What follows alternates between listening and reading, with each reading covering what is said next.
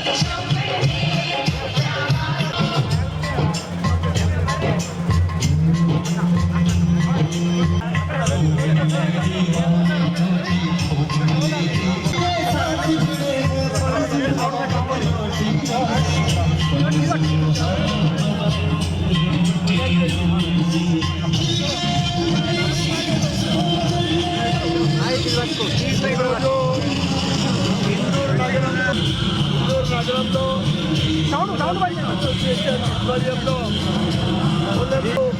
Olympic association అధ్యక్షులు బొబ్బిల్ నర్సయ్య గారు మరియు నగర ప్రముఖులు మరియు అనేక మంది కార్పొరేటర్లు, స్థానిక కార్పొరేటరు, అనేక మంది కార్పొరేటర్లు, స్పోర్ట్స్ అంటే ఒలింపిక్ అసోసియేషన్ స్పోర్ట్స్ కాకుండా ట్రైనర్స్, కోచర్స్ కూడా రావడం జరిగింది. రన్ అంటే అది కేవలము ఒక ఇన్స్పిరేషనే కాకుండా మనము బాడీ ఫిట్నెస్ కోసం కానీ, మెంటల్లీ యాక్టివిటీ కోసం కానీ, మన ఫ్యూచర్లో మనం ఏం సాధించాలనుకుంటే దానికి రన్ అనేది చాలా ముఖ్యము. ఇది చాలామందికి ఇన్స్పిరేషన్. ఈరోజు ఈ ఒలింపిక్ అసోసియేషన్ ఆధ్వర్యంలో ప్రతి సంవత్సరం జరిగే మాదిరి శివాజీ చౌక్ నుండి అంటే శివాజీ చౌక్ నుండి ఈ ఒలింపిక్ రన్ పాత కలెక్టర్ ఆఫీస్ వరకు జరుగుతూ ఉంది. అక్కడ ముగింపు కార్యక్రమము కనుక ఈ సందర్భంగా ఇందూరు నగర ప్రజలకు ఈ కార్యక్రమం నిర్వహిస్తున్న ప్రతి ఒక్కరికి శుభాకాంక్షలు, శుభాభినందనలు తెలియజేస్తూ భారత్ మాతాకి జై.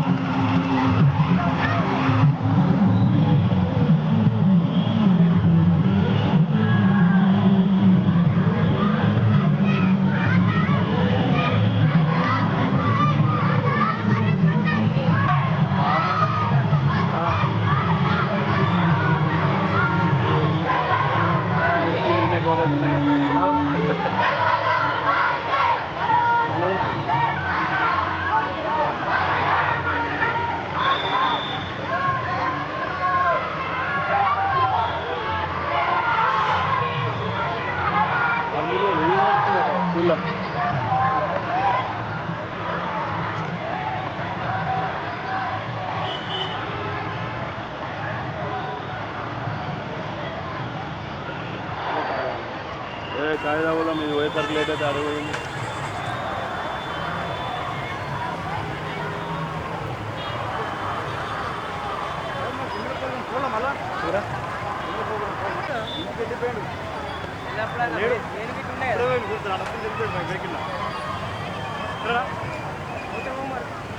అడే కాదు బాయ్ బాయ్ బాయ్ జమాన్ ఉంటుంది చూడు.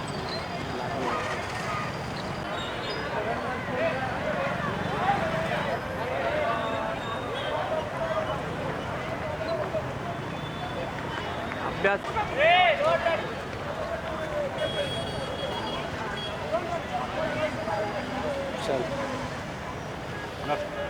ఇచ్చేసి ఏం పేరు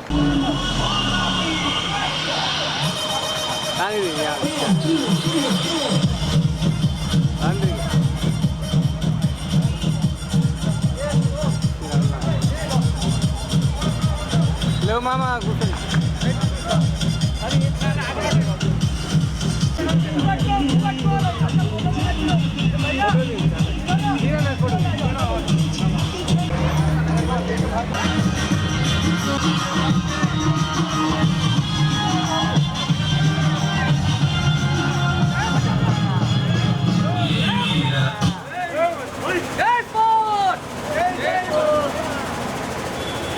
నీకెందుకురా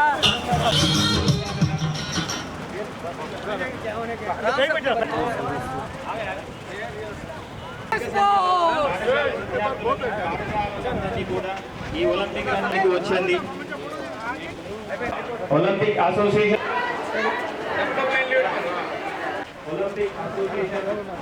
అందరికీ ధన్యవాదాలు. దయచేసి ఈ కార్యక్రమాన్ని స్ఫూర్తిగా నిర్వహించుకోవాలి కాబట్టి మన అన్నగారి సహచరులు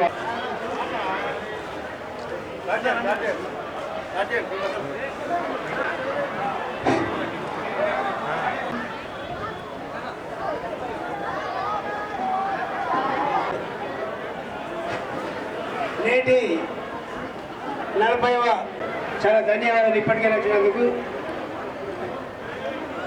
మన రాష్ట్ర అధ్యక్షులకు మరియు జిల్లా ఎమ్మెల్యే గారికి రాష్ట్ర నాయకులందరికీ తెలపాలనే ఉద్దేశంతో ఈరోజు మేము ఈ కార్యక్రమం ఏర్పాటు చేశాం. మిత్రులారా, ఒకటి,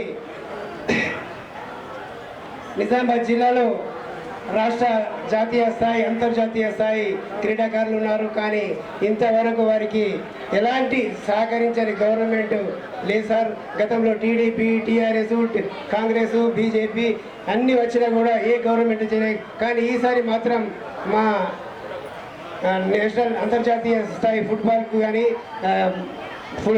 బాక్సింగ్ క్రీడాకారులకు కానీ ప్రభుత్వ ఉద్యోగాలు కూడా ఇచ్చారు. సో వారికి ధన్యవాదాలు. కానీ నిజామాబాద్లో గత 20 ఏళ్ల నుంచి కోచులు లేకుండా కూడా జాతీయ అంతర్జాతీయ స్థాయిలో పథకాలు సాధించిన ఘనత నిజామాబాద్ జిల్లాకే ఉందని చెప్పచ్చు. ఉమ్మడి రాష్ట్రంలో ఉన్నప్పుడు కూడా నిజామాబాద్లో సాధించారు కాబట్టి వారికి. కానీ మన నాయకులు ఉన్నారు, సీఎం స్థాయి నాయకులు ఉన్నా కూడా ఇక్కడ కనీసం కోచులు లేని జిల్లాగా మిగిలిపోయిందని చెప్తున్నాం సార్. ఇది బాధతో చెప్తున్నాము, ఇది ఏదో సంతోషం చెప్తలేము సార్ మీకు. కానీ మీరు ఈసారి మాత్రం అభినయతో కవి అన్నట్లు ఇప్పుడు కాకుండా మాత్రం మా జనరేషన్తో అయిపోయింది. మేము నేషనల్లో కూడా పథకాలు సాధించినా కూడా మాకు గవర్నమెంట్ ఉద్యోగాలు రాలేదు సార్.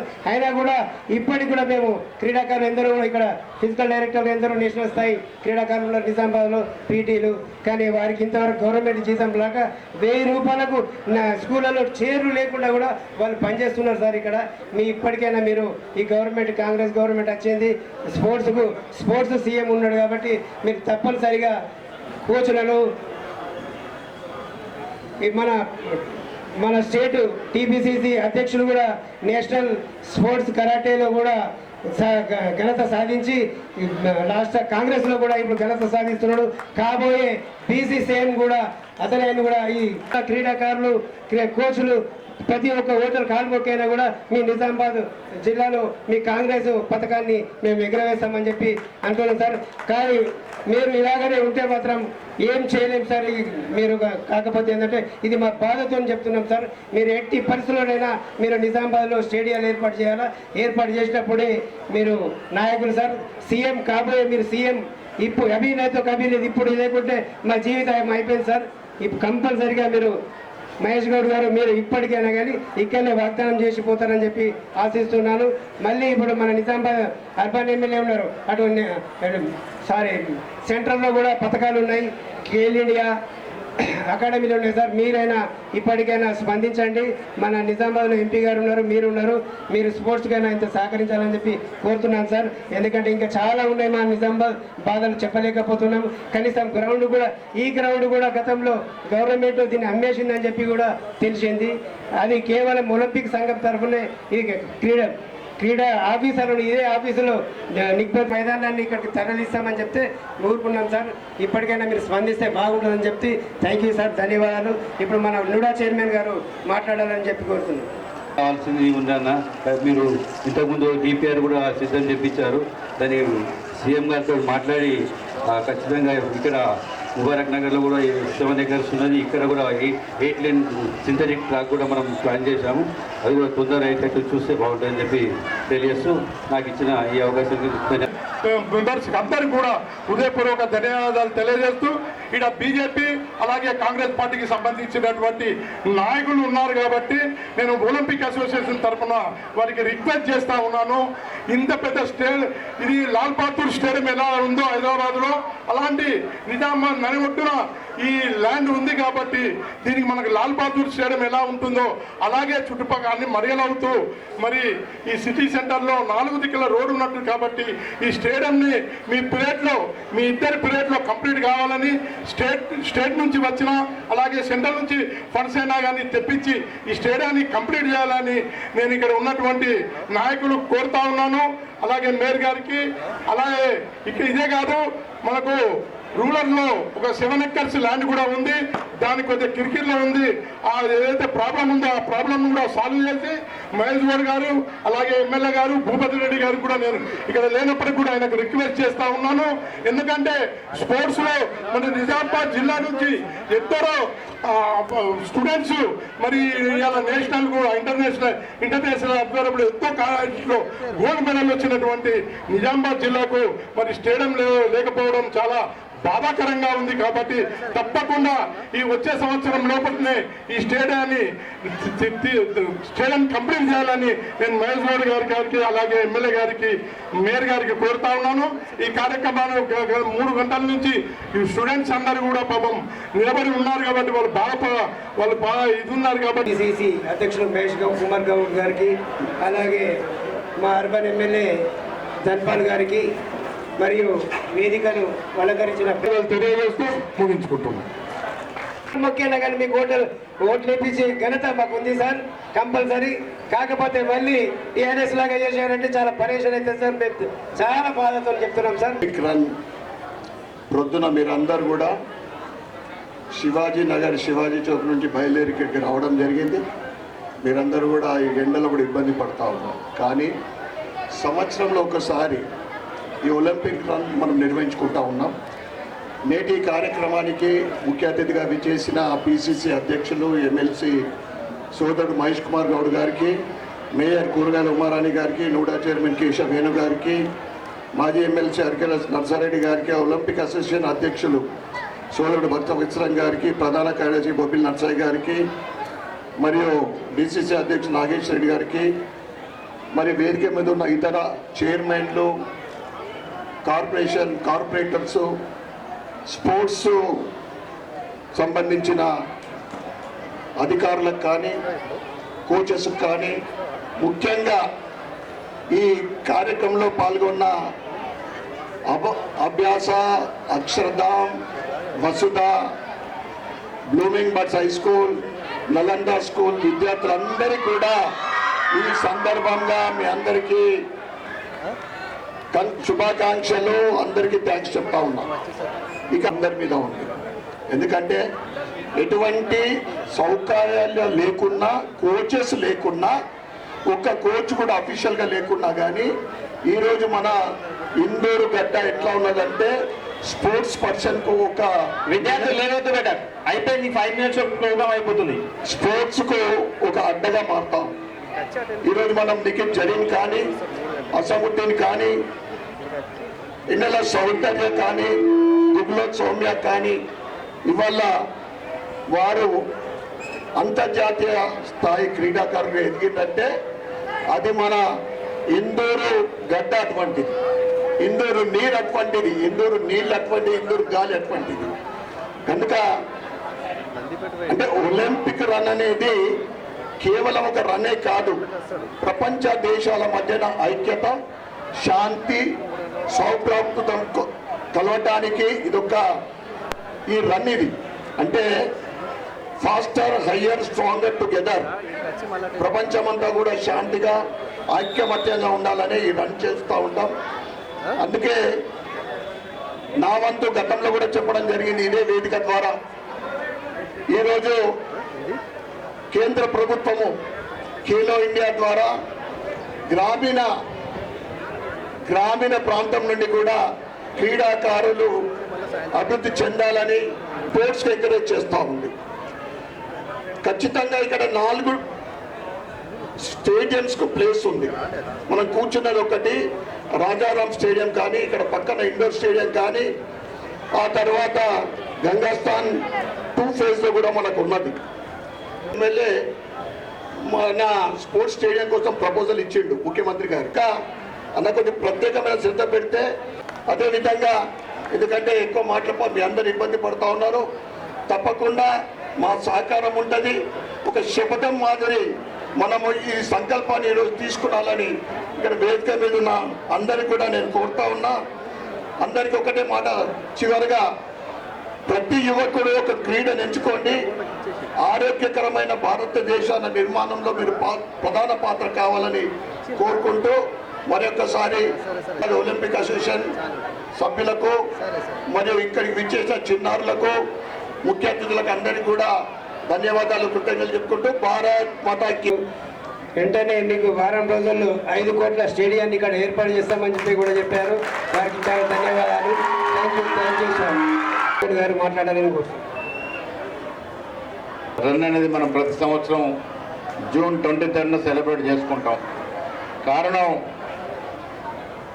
1894లో 1894లో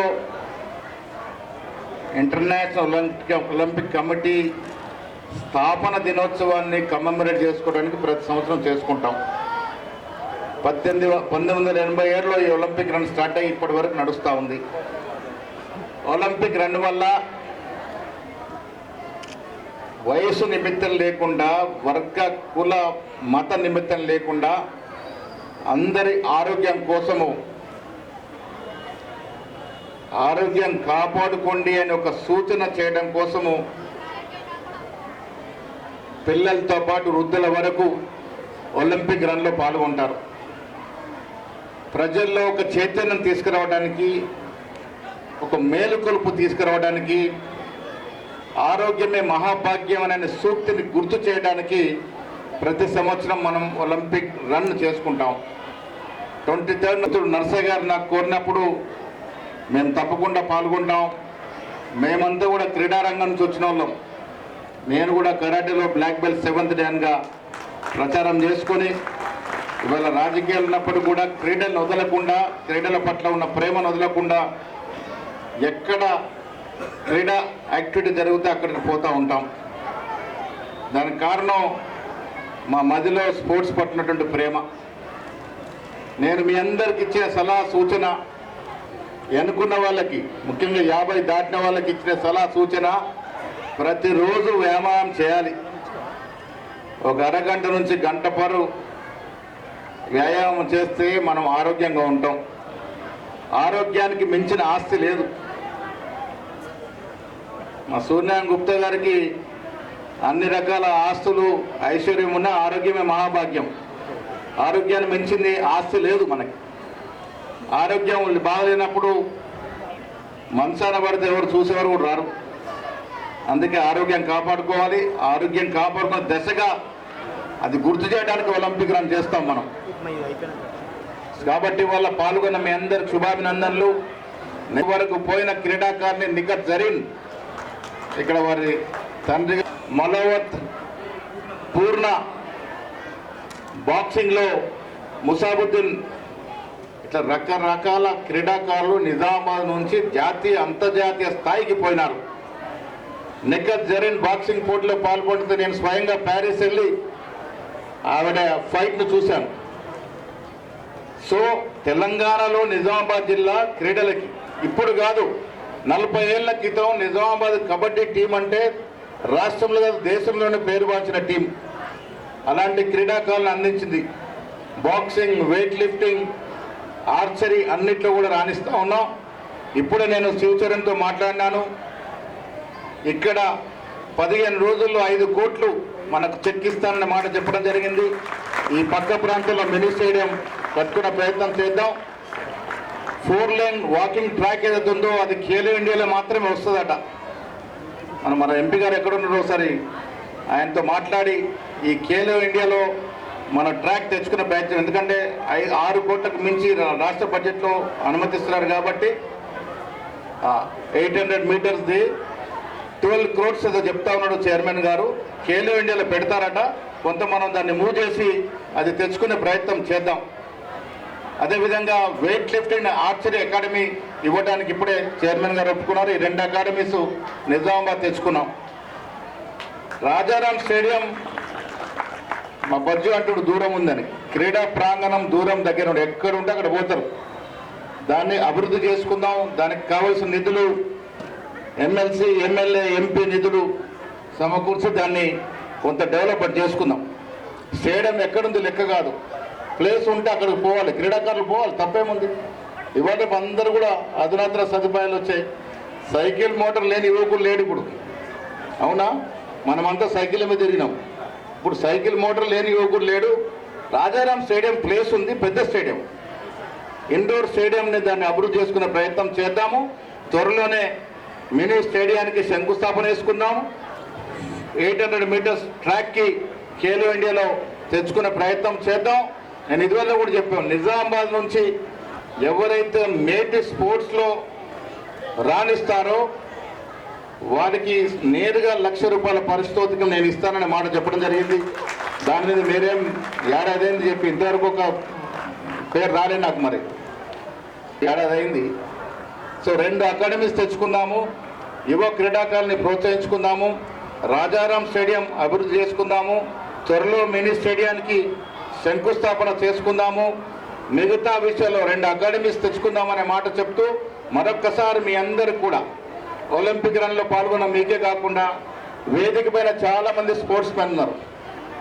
అందరి పేర్లు తీసుకోలేని కానీ నిరంతరం మీరు స్పోర్ట్స్ పట్ల ధ్యాస పెడుతూ మా ఢిల్లీ గారిని ప్రెసిడెంట్ చేశారు. ప్రొద్దున ప్రతిరోజు 5 గంటలకు ఆయన గ్రౌండ్ ఉరిపియండి. వారితో పాటు మీరు రన్నింగ్ చేయండి. ఒలింపిక్ కాకుండా స్పోర్ట్స్లో ఎవరెవరు భాగస్వామ్యం ఉంటే వారందరూ కూడా ధన్యవాదాలు. స్పోర్ట్స్ ఫీల్డ్ని డెవలప్ చేసుకోవాల్సిన అవసరం ఉంది. ఆ దశగా మన ప్రయత్నం చేసుకుందామనే సందర్భంగా మన చేసి ఇక్కడ మేయర్ గారు ఉన్నారు, మున్సిపల్ నుంచి కూడా స్పోర్ట్స్కి ఏమైనా ఇచ్చే అవకాశం ఉంటే అది కూడా పరిశీలించండి. నేను ఎమ్మెల్యే గారు దాంతో కొంత ఎక్సర్సైజ్ చేస్తామనే మాట కూడా ఈ సందర్భం మనం చేస్తూ మరొక్కసారి మీ అందరికీ ఒలింపిక్ డే, ఒలింపిక్ రన్ శుభాకాంక్షలు. ధన్యవాదాలు. రామచంద్రరావు గారు ఈ రాష్ట్రంలో 2.5 ఏళ్ల కాంగ్రెస్ పాలన గురించి మాట్లాడుతూ ఉన్నాడు. ఏం చేసిందని అడుగుతూ ఉన్నాడు. రామచంద్రరావు గారు గ్రామాల్లో తిరుగుతే కాంగ్రెస్ పార్టీ పేదలకు ఇస్తున్న సంక్షేమం, పేదలకు ఇస్తున్న నాణ్యమైన సన్నబియ్యం, పేదలకు ఇస్తున్న ఇందిరమ్మ ఇల్లు, పేదలు అనుభవిస్తున్న 200 లోపు ఉచిత కరెంటు, మహిళలు అనుభవిస్తున్న ఉచిత బస్సు, రైతులు 2 లక్షల చొప్పున దాదాపు 23,000 కోట్ల రుణమాఫీ, ఇవన్నీ కూడా తెలుస్తాయి. బీజేపీ జాతీయ అధ్యక్షుడు అయితే వస్తే 2,000తో మీటింగ్ కూడా చేసుకోలేనటువంటి బీజేపీ పార్టీ ఇలా రాష్ట్రంలో అధికారంలోకి వస్తామని చెప్తాము. ఏ రకంగా వస్తారు? కేంద్రంలో మీరు ఇలా 2.5 సంవత్సరాల పాలన గురించి మాట్లాడుతూ ఉన్నాను. మేము రామచంద్రరావు గారిని, నా మిత్రుని అడుగుతా ఉన్నా, 12.5 ఏళ్ల మోడీ పాలన మీద చర్చ పెట్టుకున్నాం. మీరు వాగ్దానం చేసే 2 కోట్ల ఉద్యోగాలు ఏమైనాయి? ఇలా కిరోసిన్ పెట్రోల్ ధరలు ఏ రకంగా ఆకాశాన్ని అంటుతూ ఉన్నాయి. సామాన్యుడు వాడుకునే నిత్యావసర సరుకుల ధరలు ఏ రకంగా ఆకాశాన్ని అంటుతూ ఉన్నాయి. మీరు ఏ పేదవానికి న్యాయం చేశారు? దేశంలో ఉన్నటువంటి సంపన్న వర్గాలకి, కార్పొరేట్ సెక్టర్కి దున్నుగా ఉన్నారుగా తప్ప సామాన్యుడికి మీరు చేసింది ఏమీ లేదు. బీద ప్రజానికం ఈ 12 సంవత్సరాల్లో నానా యాగి అనుభవించారు. ముఖ్యంగా కోవిడ్ సమయంలో మీరు ఏ పేద బిజవాన్ని ఆడుకున్నారు? ఎందుకు మీకు ఓట్లు వేయాలి? శ్రీరామచంద్రుడు పేరు చెప్తే మా కడుపు నిండకున్న ఓట్లు వేయాలా మీకు? ఏ పేదవానికి న్యాయం చేశారు? తెలంగాణలో మీ పప్పులు ఉడకవు. వెస్ట్ బెంగాల్లో మీరు ఓట్ల చోరీ చేశారు. పాపం మమతా బెనర్జీ ఇంటికి పంపించారు. 93 లక్షల ఓట్ల చోరీ చేశారు. ఇక్కడ జరగనీయం 2 మాసాలుగా పీసీసీ ఎస్ఐఆర్ మీద ప్రత్యేక దృష్టి పెట్టింది. ఈ రాష్ట్రంలో అర్హత కలిగిన ప్రతి పౌరుడి ఓటు కాపాడమే ధ్యేయంగా కాంగ్రెస్ పార్టీ పనిచేస్తూ ఉంది. గ్రామంలో ఉన్న బూత్ స్థాయి నుంచి రాష్ట్ర స్థాయి వరకు సామాన్యుడి అర్హత కలిగిన ప్రతి పౌరుడి ఓటు కాపాడుతాము. మీరు ఎన్ని కుతంత్రాలు చేసి ఓటు తొలగించే ప్రయత్నం చేసినా ఎదుర్కొంటాం. ప్రతి ఓటును కాపాడుకుంటాం. వచ్చే ఎన్నికల్లో ఈ రాష్ట్రంలో ఇప్పుడు గెలిచిన బీజేపీ 8 సీట్లలో చారణ గెలవరు. 8 సీట్లు 2కు పడిపోయిన ఆశ్చర్యం లేదు.